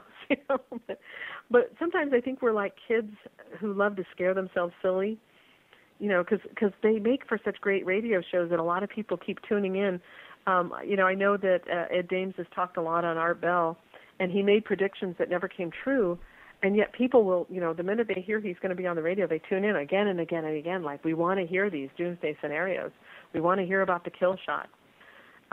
So, I feel like if there's even a chance that those who say we create our own reality are correct, then we really need to do all we can to envision the world we want rather than the world we fear. And, we were talking a little bit ago about manifestation, and I've really been very successful at manifesting many things in my life. So I feel like manifestation is real, and therefore I don't want to manifest a scary world, in which that has, very scary things happening in it. And I feel like we do see things. I do, I have dreams. I have done some remote viewing projects, viewing the future, and I have seen some things that were not as pleasant as I would like, to suggest that they are. But I also know, because of the rock in the pond of time scenario, that those things may or may not occur. And one thing also is that remote viewing has been pretty undependable when it comes to actually pinpointing when something's going to happen. Many events have been foreseen. Gene Dixon foresaw JFK's assassination but couldn't prevent it. And a lot of remote viewers saw 9/11 but weren't sure when it was going to occur and therefore weren't able to prevent it. And even if they'd known, who would have listened to them? So and so I feel like kind of like talking about these things sometimes creates a sense of fear and foreboding. And I know the reason people are looking at it is because they're hoping they can find a safe place and protect themselves, protect their families, prepare in some way. But I do kind of feel like we get the information we need when we need it. And so if you're supposed to know something, you'll have a dream, you'll experience it in some way.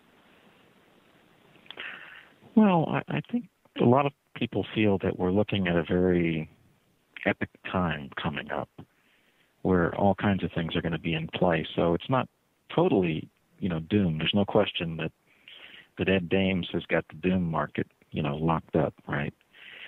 But I mean, there's a little bit more to it in the sense that it's like, well, I'll just speak for myself. I mean, I really think that we may go through 5 or 10 years of very tough times. But just like in the 1930s and then through World War II, that led to a really prosperous 1950s and 1960s. And everybody said, well, we're never going to let these problems happen again. Right. And then, unfortunately, people get lazy or whatever happens, and then bad things start happening again. So maybe they're just these cycles. But I don't think it's simply bad, focusing on the bad. I think there's also, like, for example, okay, how about a scenario for the future with new energy technologies? Have you looked into that at all? Have you any clients? Yes. Or?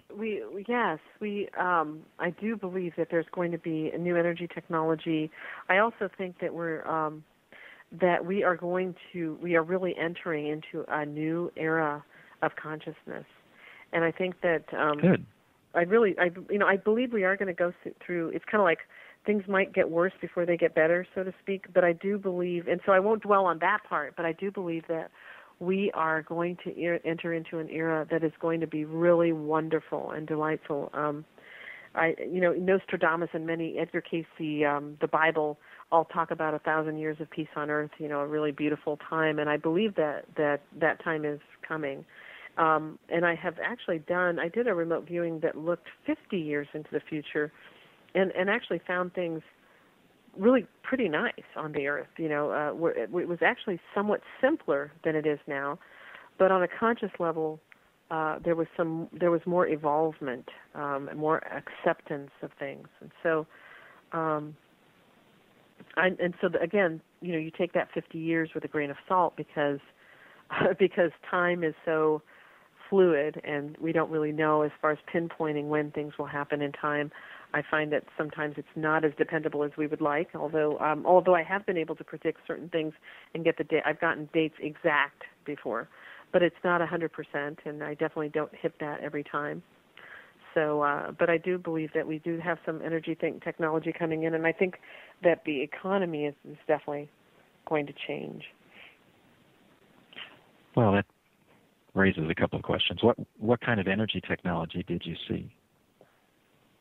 I believe that we're going to be branching off more into solar technology and wind technology, which is, you don't need to even be a remote viewer to see that.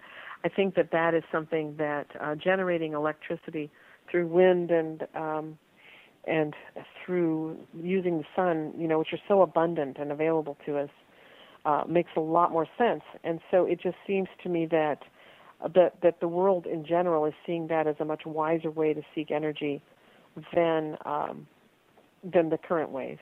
So it seems to me that that's one way that things are branching off quite a bit into utilizing the abundance that we have in front of us. I think, though, that we have a hurdle to overcome with the powers that are currently in charge, relinquishing some of the money that comes in through fuel. And I did really get a very in one of my viewings, the with the Gulf, the thing that happened in the Gulf with the oil just spilling everywhere, and it seems there's a feeling that the Earth can only take so much of us continually tapping the lifeblood of the Earth out.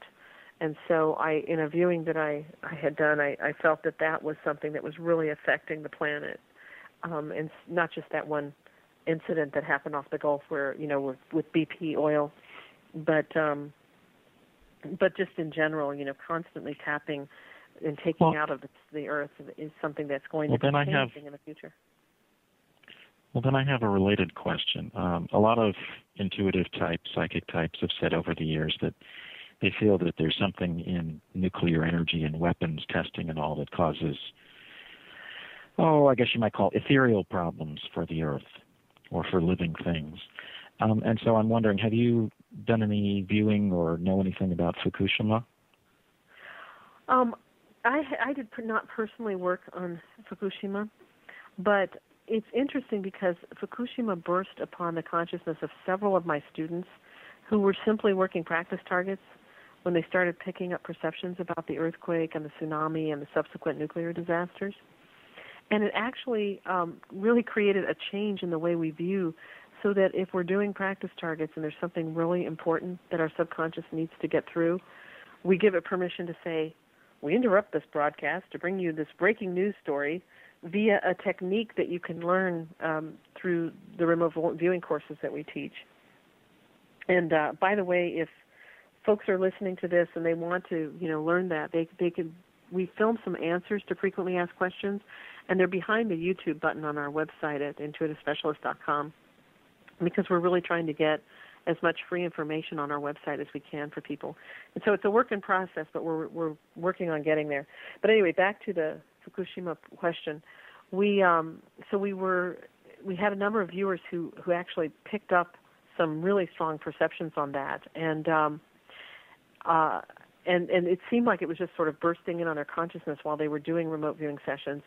I had a number of dreams at the time, because at the time I was working on other projects, but I did have a number of dreams that related to it. And so I do agree with what you just said, Plain, that there is something happening on an ethereal level, and that things are being shaken up, and I believe that we really need to take heed and take care of this beautiful planet that we've been given. I think that we still have a chance to turn things around, but I believe that it's really important that we make that effort so that we can move into this beautiful future that many of us have perceived as being a ways up the road. But it's important that we do what we can to move away from some of those the nuclear choices that we've been making. Are you familiar with Stephen Schwartz's 2050 project? No, I'm not. I'm not really familiar with that. Well, it was kind of just looking into getting large numbers of people to visualize what the year 2050 looked like. And it's along the lines of what you're describing there, where the results are perhaps a less technologically advanced society, but really overall a much better one. Well, and certainly not a dystopia. No way. Right. Well, I'm laughing because I realize I was at one of the early IRVA conferences that I attended. I think it might have been the first one that was at the Inn of the Mountain Gods many years ago. Stephen Schwartz did a thing where he had a whole group of us kind of go into a meditative state and visit 2050, and see that sort of thing. But I didn't know that he called it a 2050 project. I guess he's going around and doing it a lot with a lot of people to kind of see what generally they're picking up. That's my understanding of it. And again, just kind of I don't know if it's a little more agrarian, but certainly a greener world, I guess you would say, and a positive one. But you'd have to look into that and see the details. Moving on just quickly, do you think RV can discover something like a dollar collapse or certain kind of economic things? Is that really feasible, or can you just see like other outcomes? I feel like CRV is extremely good at being able to predict the activity of the economy. We teach things we call P6 tools that allow us to move things along a timeline and kind of see what's going to be happening. And, unfortunately, the global economy is a house of cards at present, and that's never a good thing. It's been really fragile for a long time, and a lot of prognosticators have predicted a crash, that they thought would happen long ago. I guess you don't have to be a remote viewer to realize that something has to give eventually. But what I've viewed is that there's going to be a drastic overhaul of the current system worldwide, and that eventually I think currency will be a thing of the past. Exchange will probably take place based on the value of goods and services, which can be done electronically or can be done through other means. And, that's what I've been foreseeing eventually. I'm not too crazy about that idea, probably just because I'm comfortable with the way things are right now. We tend to get kind of comfortable, as long as we're not focusing on the economy ourselves, in our little house, if everything's going okay and I can go to the grocery store and pay for it with my debit card. Oh, that's so convenient. But I have a feeling that there's a huge change coming, and it kind of has to come. It's just sort of like the wave is building and building behind this wall, and eventually the wall is going to give, and then the wave's going to come crashing down. But like you mentioned, it will probably lead to something very good, to a goods and services based economy rather than a kind of an imaginary economy based on fake pieces of paper that don't really mean anything. Well, the percentage of GDP that's in finance now is incredible in the U.S. It's like you don't make things; you just shuffle paper about derivatives. It's really quite amazing. Yeah, it's like we're all living in a fantasy world of imaginary money. Yeah, I know. It's just how did we get in this construct? Anyway, moving on. Next is a question from Phoenix. Hi, Lori, back again. Courtney Brown is concluding a multi-year remote viewing experiment, which seems to indicate a global coastal disaster in the spring of 2013. And I'm interested in his experimental design. Do you see any flaws in that? And now, first, I want to say that I've never actually been introduced to Courtney. We've been in the same room many times, presenting at the same conferences, and I've never actually been introduced to him, and so I don't know him, and I don't want to, in any way diss Courtney, or say anything negative about him.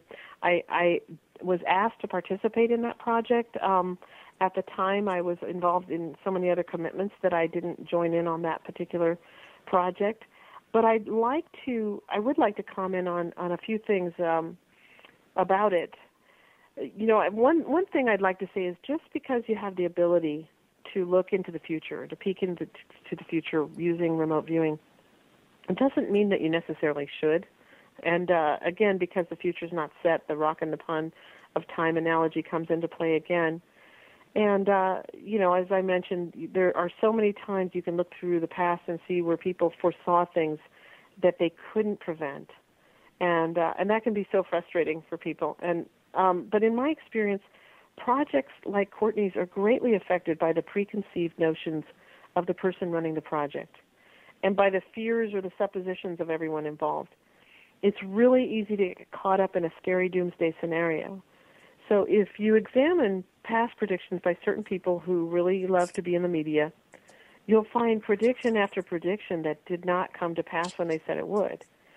If you read Men Who Stare at Goats by John Ronson, not the movie, but read the book, there's a lot of history there concerning the Hale-Bopp comet and many of the predictions that were made on Art Bell with specific dates, and those dates have come and gone, and none of those things have happened. But these predictions really attract the audiences and scare everyone to death. So now we have Courtney's project, and what if these horrible things really are coming? What if 2013 brings on some of these things, and the coastal areas are really affected? Can we prevent those things? Probably not. So again, are we just children trying to scare ourselves before we go to bed? We have Nostradamus, Edgar Cayce, the Book of Revelation, the Mayans, the Hopis. yet people still really want to know more, and I think it's human nature to want to know what will happen so we can prepare and hopefully save ourselves and our families. But to answer your question, my problem with the whole thing is threefold. First, what's the nature of reality, as I mentioned before?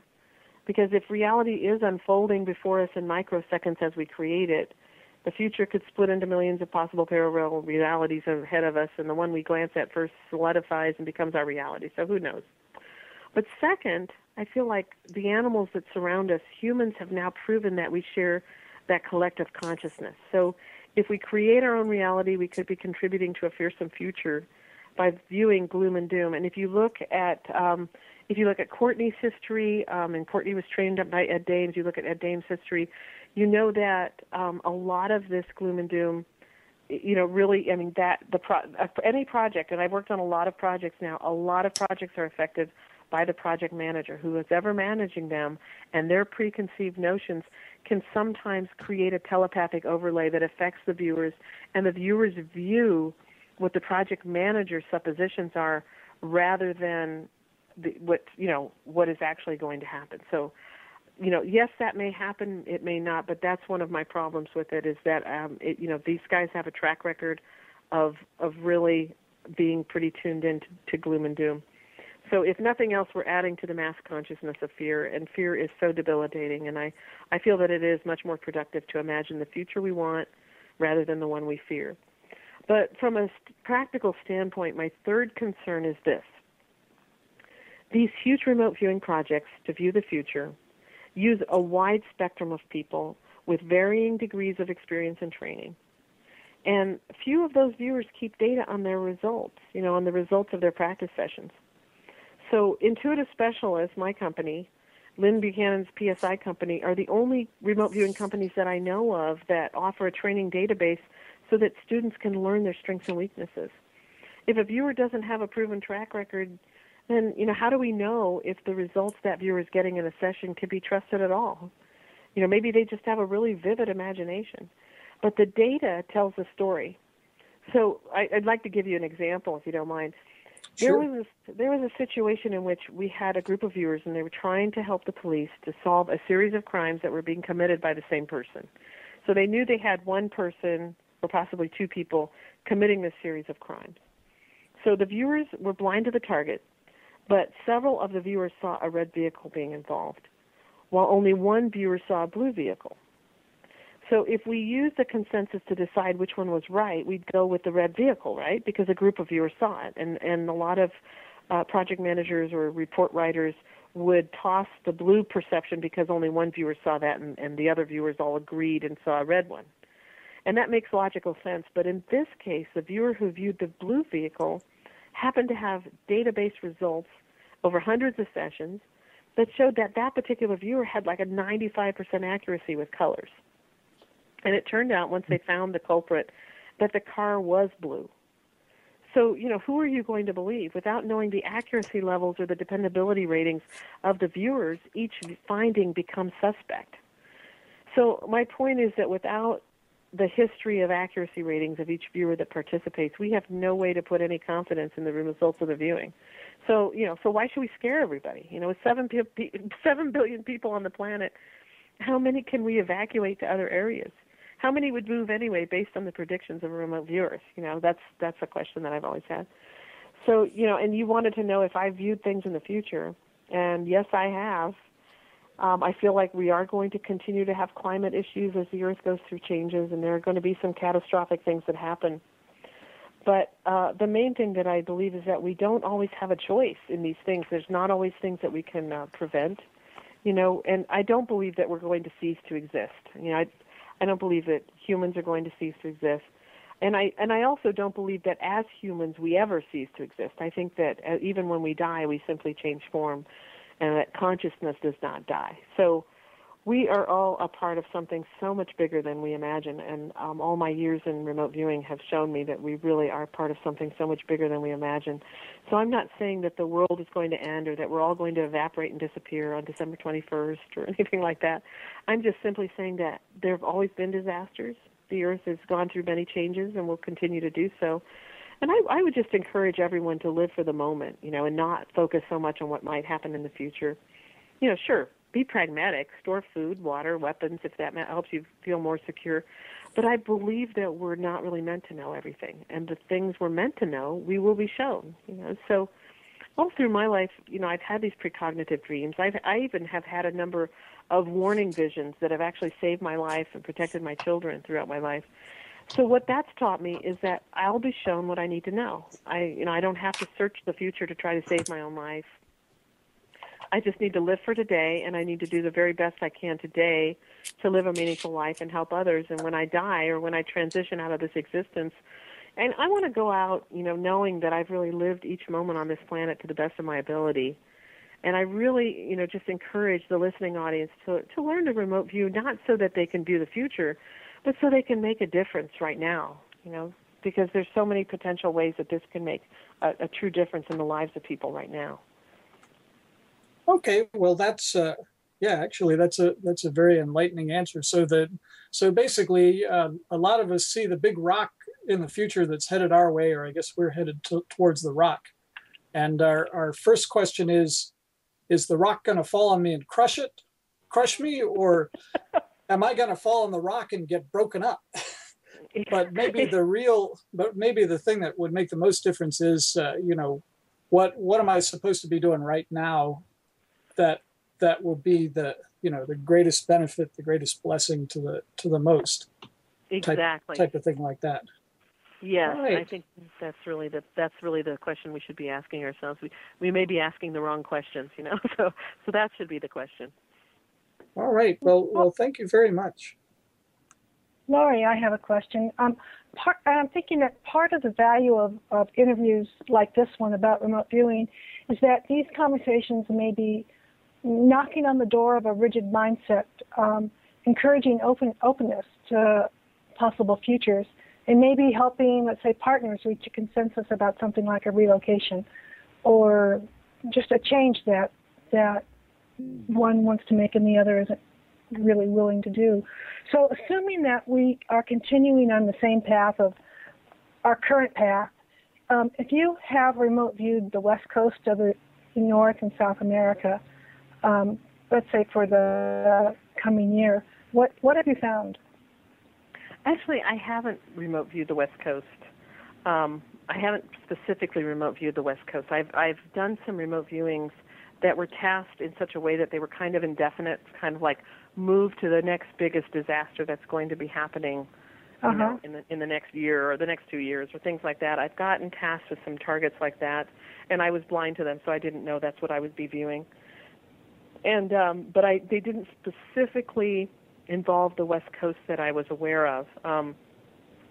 I did perceive, and actually I was part of a big project involving a lot of viewers in which we perceived buildings that were partially underwater. I mean, like up to maybe the 5th floor of some tall buildings that were on coastal areas. So I know that there probably is going to be some areas that are underwater down the road, but I haven't continued to view that target to get more specific information as to where those are located.